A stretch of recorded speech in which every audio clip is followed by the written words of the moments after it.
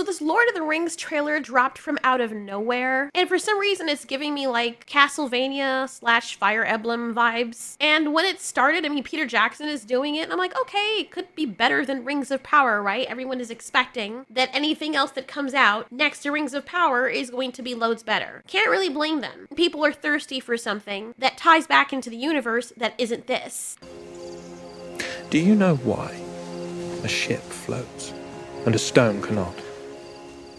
Because the stone sees only down. Oh my god, shut up! I mean, I am intrigued to see other stories from the Tolkien universe, so let's take a look at the trailer. Now, I know a lot of people will have an issue with people looking at the trailer and judging the trailer. The trailer is out here to advertise or market what it thinks we're gonna want to see, or to try and get us to see it. I know this seems like a foreign concept, but yes, you can criticize a trailer. There have been many cases when a trailer has been bad and the movie or show is good, and vice versa. There are many trailers that have been really stupid, and the movies came out and they were good. Or the trailer made people not want to watch the movie, only to find out that the movie is actually really good, and then from word of mouth, more people go to see it. So there's nothing wrong with people seeing a trailer and judging it off rip. They're not judging the show as a whole because they haven't seen it. They're judging what they think it's advertising. They could be wrong. It could look like a good show and turn out to be bad. It could look like a bad show or movie and turn out to be good. So as I've said before in other videos, I'm not what I'd call a Lord of the Rings fan. I don't know, well, barely anything about the lore. So whatever I'm getting through Rings of Power or the Lord of the Rings movies, which I do have to go back and watch because somewhere along the line I got them mixed up with Harry Potter. I mean, can you really blame me? I'm not the only one. So they're saying that this movie is set 200 years before the trilogy. Yes, because apparently prequels are profitable now.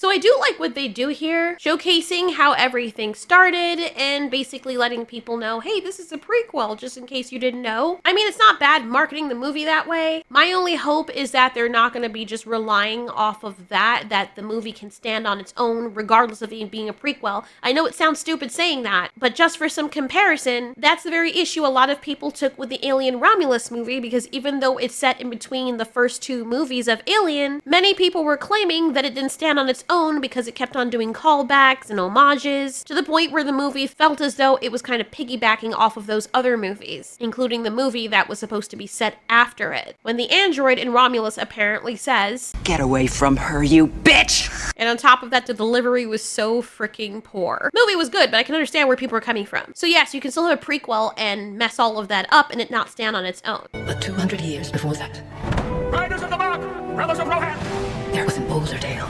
arise! So it looks interesting. I did not click off of the trailer. I'm like, this is actually really, the anime style or animation style is okay. It's not enough to make me not watch anymore. There's something weird about it, but it's just the style of it, and I understand. I'm okay with that. So far, so good, right? We come with an offer to strengthen Rohan. Hera, daughter of Hel, I, Wolf, seek you. Hold on a second. Oh my. Well, I mean, who's this? Is he supposed to be like a human embodiment of Scar from The Lion King or something? Okay, he's interesting. He looks badass and cool. Is this gonna be the main character? He's got a veneer of, she's gonna try to fix me. Seek your hand in marriage. Our fathers speak as if I were not even in the room. I do not want to marry you. Bitch, are you crazy? What? Look, okay, I'm a simp. Like, I'll admit, I'm shallow. I'd be like, back in them times, you get someone like this who is a great fighter and he's fucking sexy, bro. Are you okay? Don't want to marry him. At least try out the freaking product first, like, before you send it away. Anyway, sorry, but whatever. This was already like a freaking red flag for me. I mean, I know, I seem like the red flag. We're talking about back in these times, fantastical medieval times, right? Where realistically, women and men would see each other and be like, oh my God, that person's beautiful. I can fix them. Or, oh my God, at least if I have to be forced into marriage, there are worse people that I could be forced into a marriage with. Damn. And realistically, back in those times too, or in these settings, everyone, I don't know what it is with these freaking shows and movies now. They all have this thing where people are acting as though they're from the 21st century when that's clearly not the setting. And all of the princesses and queens are like, we're gonna be not what people want us to be. And you could still be that, But it's like, I'm not gonna have anyone. I don't want any boys or any romance. Like me, loving the sci-fi and fantasy and stuff, I still would like that. It's not really doing anything for me to constantly, I know I've gone over this, but I'm just being honest. And you have them freaking insane people out there that will be like, oh my God, you're a girl and you want to see like a hot guy and a woman get together and the woman actually like him. You're right wing. The fuck? Go suck a dick. Anyway, yeah, I guess I am then, because I would like to see handsome men actually be like brave and like, you know, the stuff that we like reading about in stories where they're not weak. Like, it's okay, honey. Like, I'll open the door for you. I'll kiss your feet. You're such a goddess. Slay, girl. Like, bro, ew, stop. Even nowadays, go on freaking Tumblr if that still exists, and Twitter, and people seeing this, they'll be like, damn. Remember freaking Manny from the stupid show we just watched, The Acolyte? Bro is the bad guy. He is the villain of the story, and people are thirsting over him. They're like, oh my God, he wants to hurt her. He's from the dark side. He killed a bunch of people, and your friend's right in front of you. We can fix him, girl. Like, bruh, this is what women, I'm not saying women want this in real life, but when it comes to fictional stories, that's what they're looking for. That's what I'm not the only one, okay? I'm blowing up my own spot too, bro. We're freaking broken. Give us something. You want to shill for women and make them strong and whatever, you can still make them strong characters, but I guarantee you, if you make this guy, as long as he's hot, he can get away with anything. I swear to you. These women that like, oh, we don't want that. You know, oh, but it's super attractive when the guy does very stalkery things. It only works when the main characters look like this. You think I'm lying? Go on Reddit. You won't have to look very far. There's a reason why those books sell off the shelves. The freaking vampire Twilight thing, 50 Shades of Grey. Why do you think that those make so much money? And those are predominantly female audiences. If you want to shill for females, do this. Men like strong male characters. Women like strong male characters. They especially like strong male characters or men that are kind of dark and angsty and hot. They don't sip for the females. They're like, okay, I'm gonna do what I do. That's why people like Jon Snow until he was like, I'm gonna bend the knee and just like forego everything that I was leading up until this point. That is there's nothing that dries up women more than that. This is what we want. Dark, badass, masculine, likes the female character, attracted to her, doesn't necessarily need to follow around like a puppy. That's why I married my husband. I was super into him. He's that kind of person. So then the trailer started losing it for me. I know that this is not a romance, but I'm just going into the minds of people who are like me, that type of the audience. We'll watch it for the story, but it really does help when they have this. They made the trailer about this. Father speak as if I were not even in the room. I do not want to marry you. You do not seek an alliance. You seek a throne. You will live to regret this, old man. He's dead?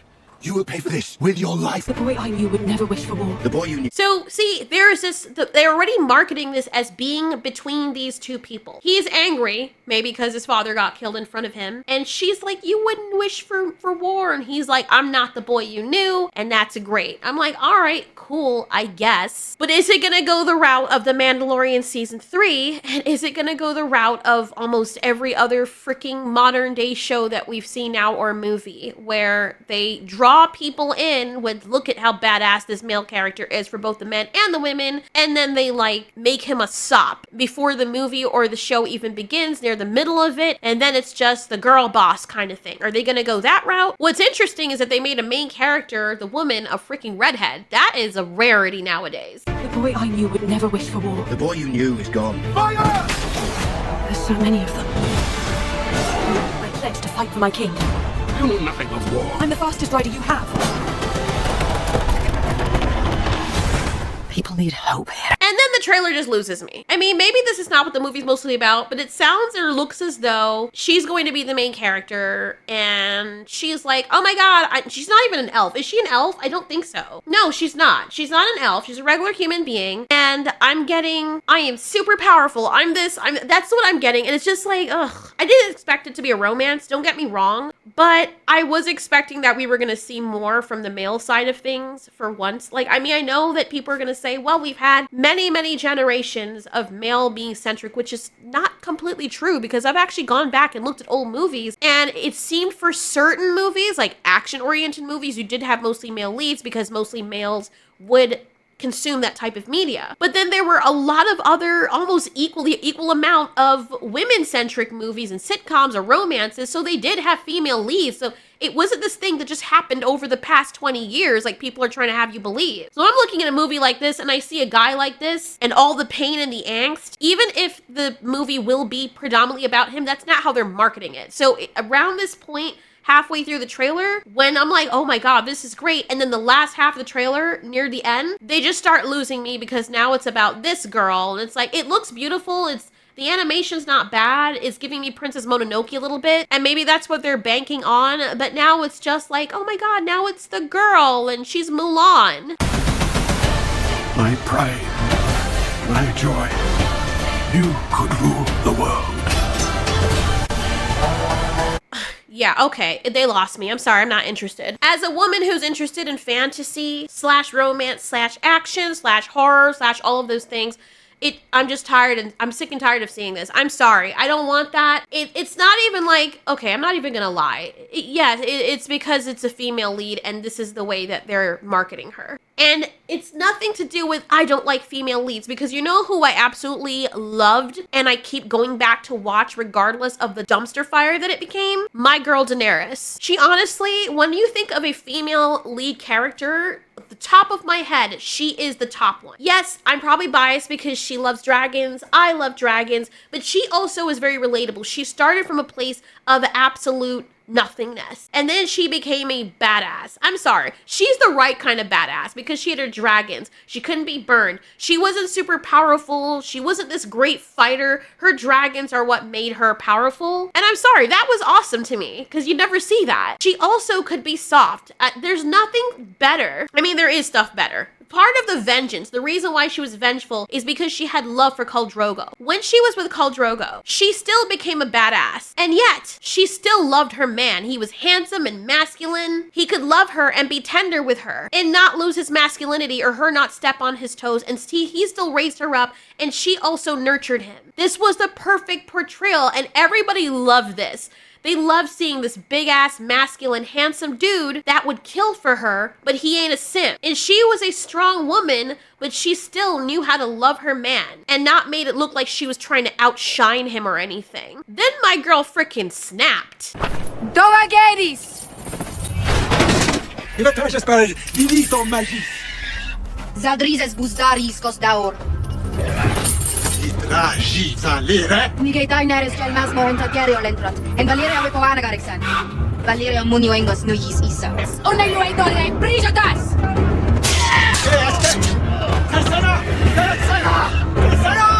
Dragaris.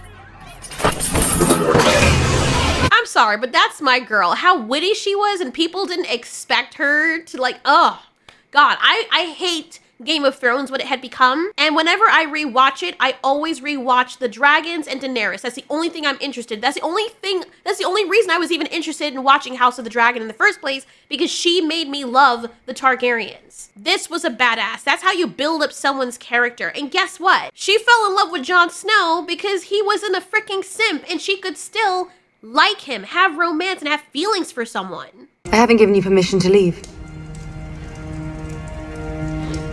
With respect, Your Grace, I don't need your permission.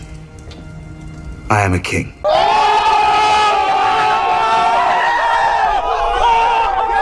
See, even people were like, where the fuck was this Jon Snow in season 8, for fuck's sake? Everybody, men and women, loved this. They loved a man that was like, I don't need to fucking bow down to you. Who are you? I don't know you. Man, I remember watching that and I was like, oh. Then they freaking bait and switches at the very end of the freaking show like they did with The Mandalorian.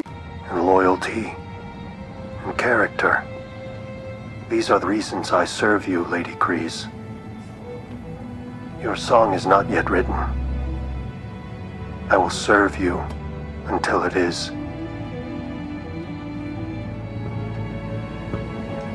Fuck off. You think I am afraid of you?